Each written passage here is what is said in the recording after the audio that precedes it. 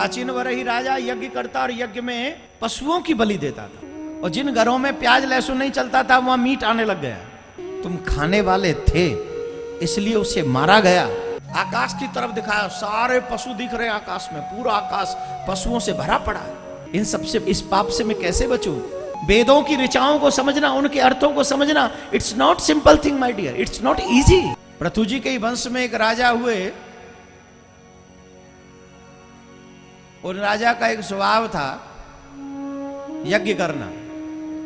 राजा का नाम क्या था? प्राचीन वरही राजा यज्ञ करता और यज्ञ में पशुओं की बलि देता था। ध्यान से सुने, आजकल कई लोग ऐसे हैं, कई लोग नहीं, अधिकांश लोग मीट खाने में इंटरेस्ट लेते हैं। और जिन घरों में प्याज लहसुन नहीं चलता था वहां मीट आने लग गया। एक बात ध्यान रखिए, युवाओं से पूछो, हम थोड़ी महाराज, हम थोड़ी मार रहे हैं, हम तो बस होटल में जाके खाते हैं, हमने थोड़ी मारा है। याद रखिए एक बात, तुमने मारा भी नहीं है तो भी तुम्हें इसकी सजा मिलेगी, क्योंकि तुमने खाया है। तुम खाने वाले थे इसलिए उसे मारा गया।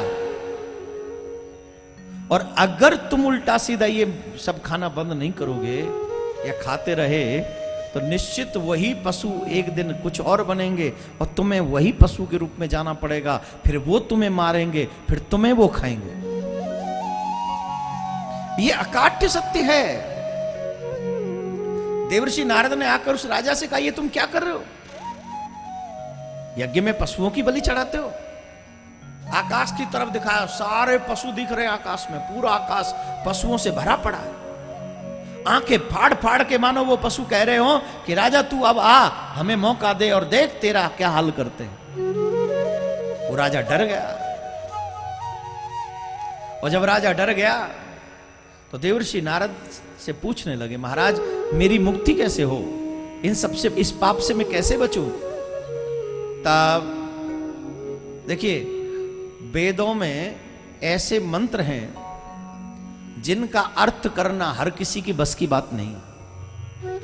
इसीलिए वेदों की ऋचाओं को वेद व्यास जी महाराज ने पुराणों में उसका वर्णन किया है सरल तरीके से।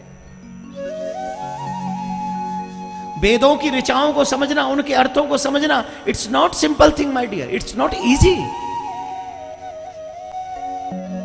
उसमें लिखा कुछ है और हम कुछ और समझ लेते हैं तो पाप हो जाता है।